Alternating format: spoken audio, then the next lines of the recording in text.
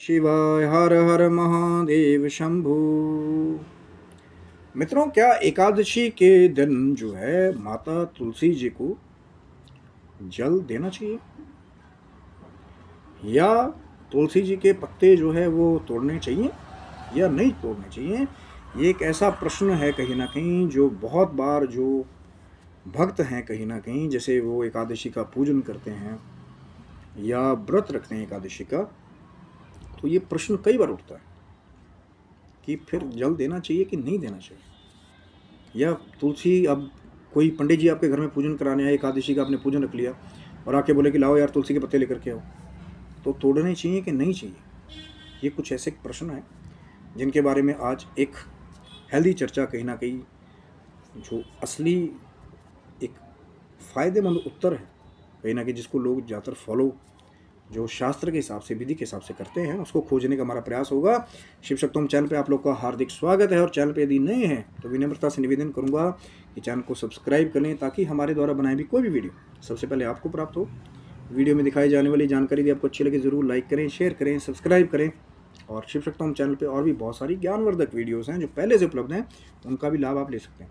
देखिए मित्रों, कहीं ना कहीं शास्त्र कुछ ऐसे खास दिन भी हैं, चाहे रविवार का दिन कह लीजिए, चतुर्दशी का दिन कह लीजिए और एकादशी का दिन भी कह लीजिए, जिस दिन जो शास्त्र ये कहता है कहीं ना कहीं, या जो हमारे बड़े बड़े वैरागी हैं, संत हैं, या कुछ वैष्णव भक्त भी कहते हैं कि उस दिन भी तुलसी के पत्र नहीं तोड़ने चाहिए और उस दिन तुलसी माता को जल भी नहीं देना चाहिए और स्पर्श नहीं करना चाहिए। तुलसी के जो पौधे का जो स्पर्श है माँ तुलसी माता का, वो नहीं करना चाहिए, क्योंकि वही कहा गया है कि एकादशी के दिन कहीं ना कहीं माता जो है वो व्रत करती है, इसलिए उस दिन जो है माता का स्पर्श ना किया जाए, माता को जल ना दिया जाए, माता को विश्राम कराया जाए।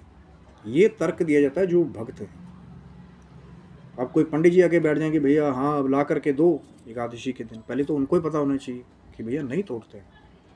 लेकिन फिर भी अगर मान ले तो ये कहा गया कई कई जगह पे कि जो तुलसी पत्र भगवान विष्णु के निमित्त तोड़े जाते हैं तो वो किसी भी समय तोड़े जा सकते हैं। लेकिन इसका मतलब ये नहीं कि आप अपनी तैयारी ना रखो, पहले ही तोड़ करके रख लीजिए।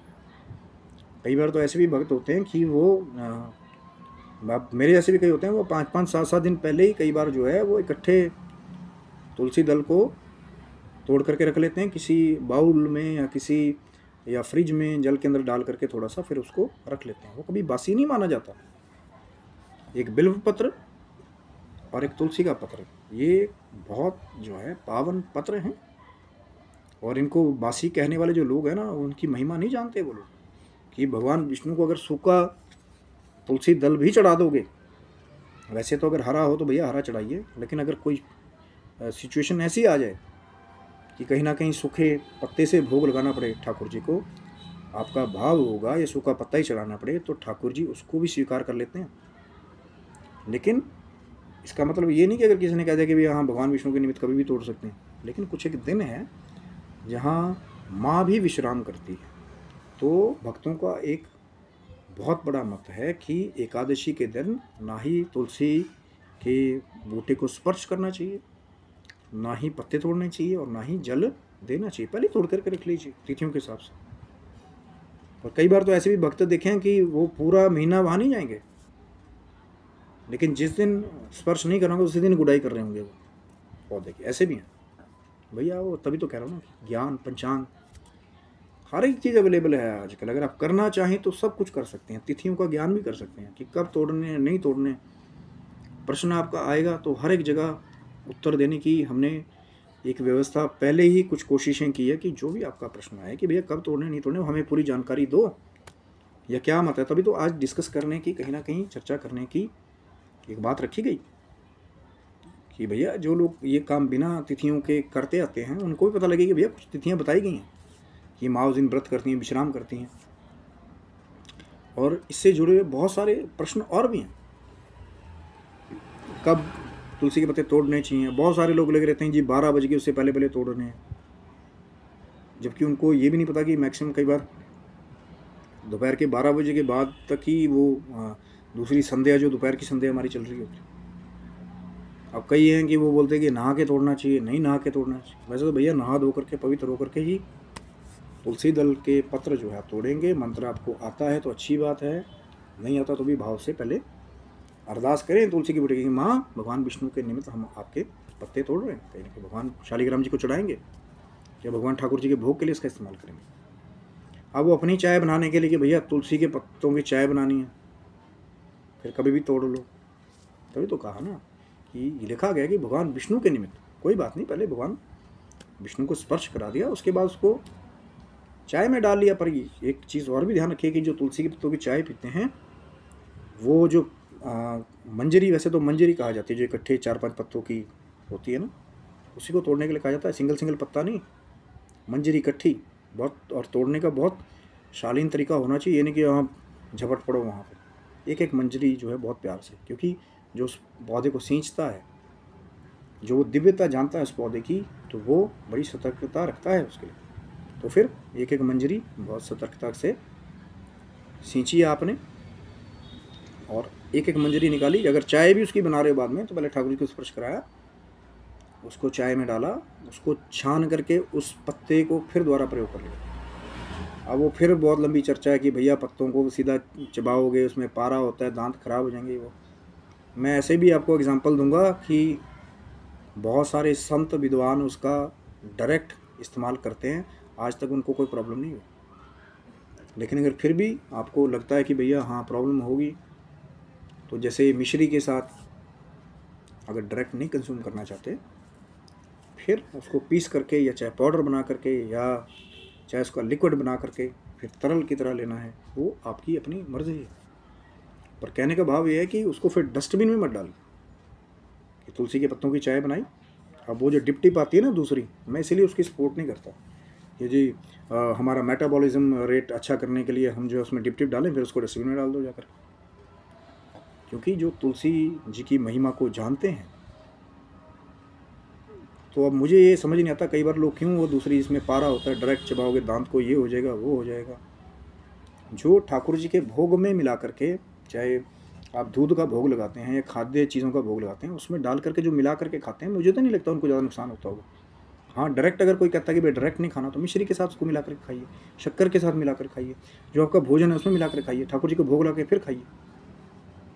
लेकिन जो उसकी महिमा जानता है, तो मैं उनसे भी रिक्वेस्ट करूँगा जो नहीं जानते हैं कि फिर तुलसी अगर पत्तों की चाय बना रहे हो तो वो पत्ते डस्टबिन में नहीं जाने चाहिए। वो पत्ते जो है जो दूसरे डिप डिप वाला यूज़ करते हो ना भैया, वो उस चीज़ को मेरे हिसाब से तो वो मैं इसको सही नहीं मानता, ये मेरा अपना मत है कि फिर बाद में पत्ते जो हैं वो डस्टबिन में जाए। बढ़िया मंजरी ली, ठाकुर जी को स्पर्श कराई, चाय में डाली या चाहे अपने भोग प्रसाद में डाली, ठाकुर जी को भोग लगाया, उसको पा लिया, पर वो डस्टबिन में ना जाए।